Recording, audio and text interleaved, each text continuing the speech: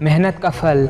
एक गांव में दो घनिष्ठ मित्र कुणाल और कार्तिक रहते थे। कुणाल बहुत धार्मिक था और वो भगवान को बहुत मानता था। इसके विपरीत कार्तिक बहुत मेहनती था। एक बार दोनों मित्रों ने मिलकर खेती करने के लिए 2 बीघा जमीन खरीदी, जिससे वो बहुत फसल उगाकर पैसे कमाना चाहते थे। दोनों मित्रों ने खेती करना शुरू किया। कार्तिक तो खेत में बहुत मेहनत करता था, लेकिन कुणाल खेत में बिल्कुल भी काम नहीं करता था, बल्कि वो भगवान के मंदिर में जाकर अच्छी फसल होने की कामना करता था।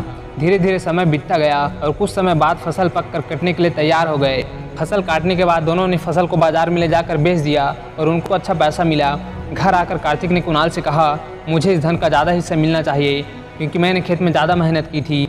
यह बात सुनकर कुणाल ने कार्तिक से कहा, नहीं, मुझे इस धन का ज़्यादा हिस्सा मिलना चाहिए, क्योंकि मैंने भगवान से फसल अच्छे होने की कामना की थी और तभी इतनी अच्छी फसल हो पाई है।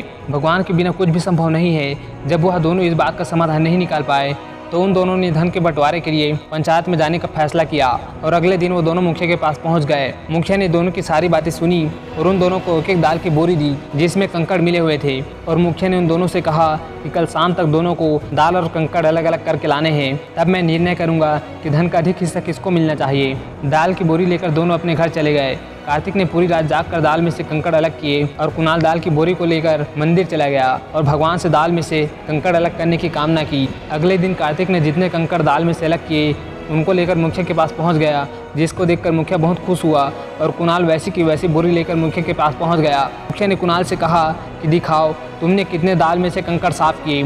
कुणाल ने कहा कि मुझे भगवान पर पूरा भरोसा है कि दाल में से कंकड़ पूरे साफ हो गए होंगे। उसके बाद जब दाल की बोरी को खोला गया तो दाल और कंकड़ वैसे के वैसे ही थे। मुखिया ने कुणाल से कहा कि भगवान भी हमारी सहायता तभी करता है जब हम मेहनत करते हैं, और धन का अधिक हिस्सा कार्तिक को दिया गया। इसके बाद कुणाल भी खेत में बहुत मेहनत करने लगा और अब की बार उनकी फसल पहले से काफ़ी अच्छी हुई। तो दोस्तों, इस स्टोरी से हमें यह सीख मिलती है कि हमें कभी भी भगवान के भरोसा नहीं बैठना चाहिए। हमें हमेशा मेहनत पर विश्वास रखना चाहिए। जो लोग मेहनत करते हैं भगवान भी उन्हीं की सहायता करता है। दोस्तों, ऐसी और मोटिवेशनल स्टोरी देखने के लिए हमारे चैनल को सब्सक्राइब करें और मिलते हैं अगले वीडियो में। तब तक के लिए जय हिंद।